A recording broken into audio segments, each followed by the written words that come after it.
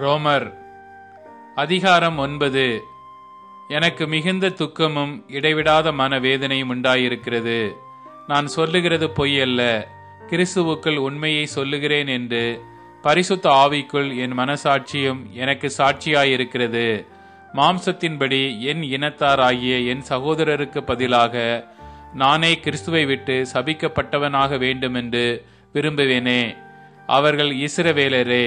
புத்திர சுவிகாரமும் மகிமையும் உடன்படிக்கைகளும் நியாயப்பிரமாணமும் தேவ ஆராதனையும் வாக்கு தத்தங்களும் அவர்களுடையவைகளே. பிதாக்கள் அவர்களுடையவர்களே. மாம்சத்தின்படி கிறிஸ்துவும் அவர்களில் பிறந்தாரே. இவர் என்றென்றைக்கும் ஸ்தோத்தரிக்கப்பட்ட சர்வத்திற்கும் மேலான தேவன். ஆமேன். தேவ வசனம் அவமாய் போயிற்றென்று சொல்லக்கூடாது.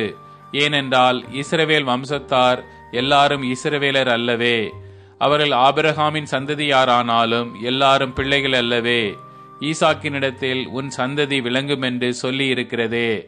அதெப்படி என்றால், மாம்சத்தின்படி பிள்ளைகளானவர்கள் தேவனுடைய பிள்ளைகள் அல்ல, வாக்குத்தத்தத்தின்படி பிள்ளைகளானவர்களே அந்த சந்ததி என்றெண்ணப்படுகிறார்கள். அந்த வாக்குத்தத்தமான வார்த்தையாவது, குறித்த காலத்திலே வருவேன், அப்பொழுது சாராள் ஒரு குமாரனை பெறுவாள் என்பதே. இதுவும் அல்லாமல் நம்முடைய பிதாவாகிய ஈசாக்கு என்னும் ஒருவனாலே ரெபெக்காள் கர்ப்பவதி ஆனபோது பிள்ளைகள் இன்னும் பிறவாமலும் நல்வினை தீவினை ஒன்றும் செய்யாமலும் இருக்கையில் தேவனுடைய தெரிந்து கொள்ளுதலின்படி இருக்கிற அவருடைய தீர்மானம் கிரியைகளினாலே நிலை நிற்காமல் அழைக்கிறவராலே நிலை நிற்கும்படிக்கு மூத்தவன் இளையவனுக்கு ஊழியம் செய்வான் என்று அவளுடனே சொல்லப்பட்டது. அப்படியே யாக்கோபை சிநேகித்து ஏசாவை வெறுத்தேன் என்றும் எழுதியிருக்கிறது. ஆகையால் நாம் என்ன சொல்லுவோம்? தேவனிடத்திலே அநீதி உண்டென்று சொல்லலாமா? சொல்லக்கூடாதே. அவர் மோசேயை நோக்கி, எவன் மேல் இரக்கமாயிருக்க சித்தமாயிருப்பேனோ அவன் மேல் இரக்கமாயிருப்பேன், எவன் மேல் உருக்கமாயிருக்க சித்தமாயிருப்பேனோ அவன் மேல் உருக்கமாயிருப்பேன் என்றார்.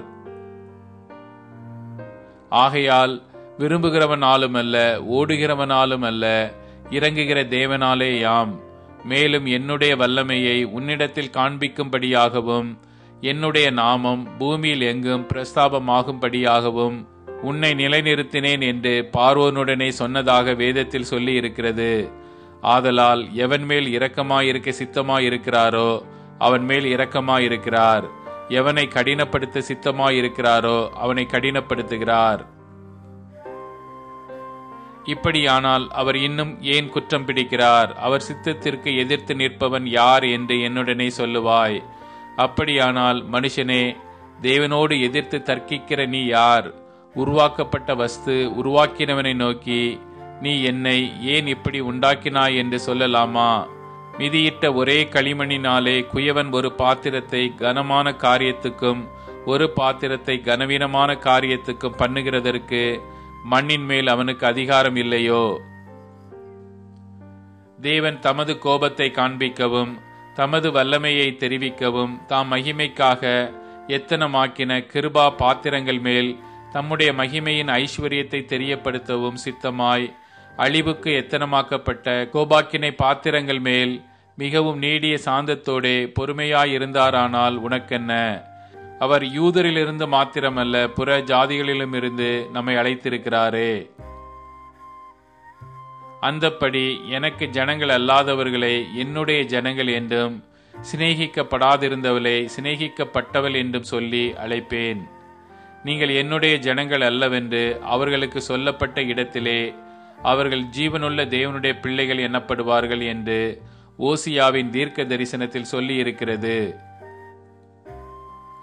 அல்லாமலும் இஸ்ரவேல் புத்திரருடைய இலக்கம் சமுத்திரத்தின் மணல் அனைத்தையாயிருந்தாலும் மீதியாயிருப்பவர்கள் மாத்திரம் ரட்சிக்கப்படுவார்கள் என்றும் அவர் நீதியோடே சீக்கிரமாய் தம்முடைய காரியத்தை நிறைவேற்றுவார், கர்த்தர் பூமியிலே சீக்கிரமாகவே காரியத்தை நிறைவேற்றி முடிப்பார் என்றும் ஏசாயா இஸ்ரவேலரை குறித்து சொல்லுகிறான். அல்லாமலும் ஏசாயா முன்னே சொன்னபடி சேனைகளின் கர்த்தர் நமக்குள்ளே ஒரு சந்ததியை மீதியாக வைத்திருந்தாரானால் நாம் சோதோமை போலாகி கொமாராவுக்கு ஒத்திருப்போம். இப்படி இருக்க நாம் என்ன சொல்லுவோம்? நீதியை தேடாத புற ஜாதியார் நீதியை அடைந்தார்கள், அது விசுவாசத்தினால் ஆகும் நீதியே. நீதி பிரமாணத்தை தேடின இஸ்ரவேலரோ நீதி பிரமாணத்தை அடையவில்லை. எண்ணத்தினால் என்றால் அவர்கள் விசுவாசத்தினாலே அதை தேடாமல் நியாயப்பிரமாணத்தின் கிரியைகளினாலே தேடினபடியால் அதை அடையவில்லை. இடறுதற்கான கல்லில் இடறினார்கள். இதோ இடறுதற்கான கல்லையும் தவறுதற்கான கண்மலையையும் சீயோனில் வைக்கிறேன். அவரிடத்தில் விசுவாசமாயிருப்பவன் எவனோ அவன் வெட்கப்படுவதில்லை என்று எழுதியிருக்கிறபடி ஆயிற்று.